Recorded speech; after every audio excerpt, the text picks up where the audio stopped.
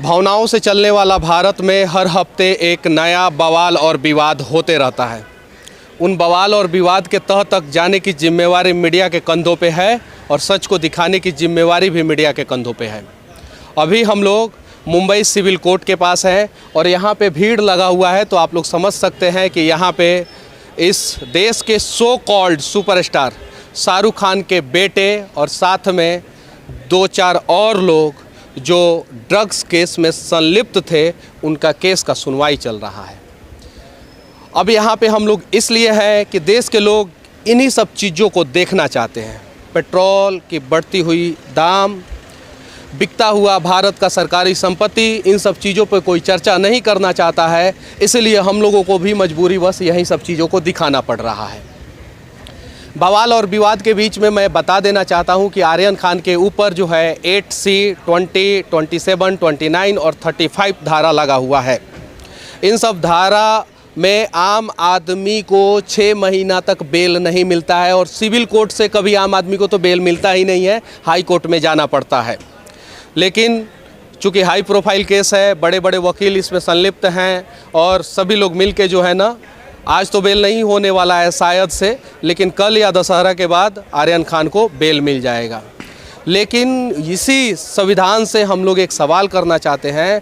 आम आदमी अगर एक छोटे से केस में जाता है जिस पे सिर्फ और सिर्फ 120B या 307 या नॉर्मल धारा 353 जो सरकारी काम में बाधा होता है वो भी लग जाता है, तो उसे 6 महीना सड़ना पड़ता है। और यहाँ पे ड्रग्स का कारोबार करने वाले लोग जो है वो 7 दिन में, 8 दिन में, 10 दिन में, 14 दिन में, 1 महीना में निकल जाते हैं।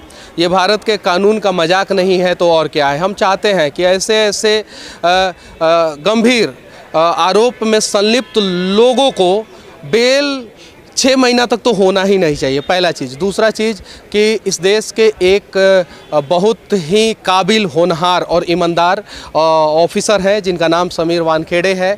अभी सुनने में आ रहा है कि उनके पीछे भी कुछ लोग लगे हैं, तो ये कहीं नहीं तो कहीं गलत है। इसी देश में बवाल और विवाद करना रहता है तो कंगना रनौत को जेड सिक्योरिटी दे दी जाती है, जबकि कंगना रनौत किसी भी लेवल पे जेड सिक्योरिटी डिजर्व करती ही नहीं है।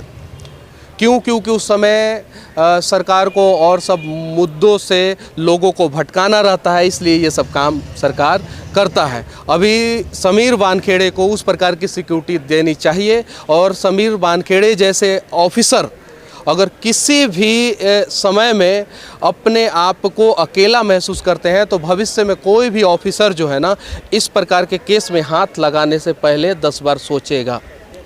तो मैं इस देश के जो भी प्रधानमंत्री हैं, हम लोग उनसे विनती करते हैं कि समीर वानखेड़े को Y+ या Z कैटेगरी की सिक्योरिटी दी जाए और इस केस में जो भी जज हैं वहाँ तक भी बातें पहुँचती हैं, वो भी न्यूज़ चैनल देखते हैं, वो भी मीडिया वाले का ट्रायल देखते हैं, तो उनसे भी विनती है कि भविष्य में इस प्रकार का गलती कोई ना करे। इसलिए जो भी हो वो सोच समझ के, और मुझे नहीं लगता है कि सिविल कोर्ट से ऐसे केस में किसी भी संदिग्ध व्यक्ति को जो है वो बेल देना चाहिए। सिविल कोर्ट से तो बेल ही नहीं देना चाहिए। इस केस का मैटर जो है हाई कोर्ट में किसी भी हाल में जाना चाहिए और हाई कोर्ट में जाते जाते कम से कम 2 महीना हो जाएगा, तब पता चलेगा 2 महीना जेल में रहने का मज़ा क्या होता है और क्रूज पे ड्रग्स पार्टी करने का मज़ा क्या होता है।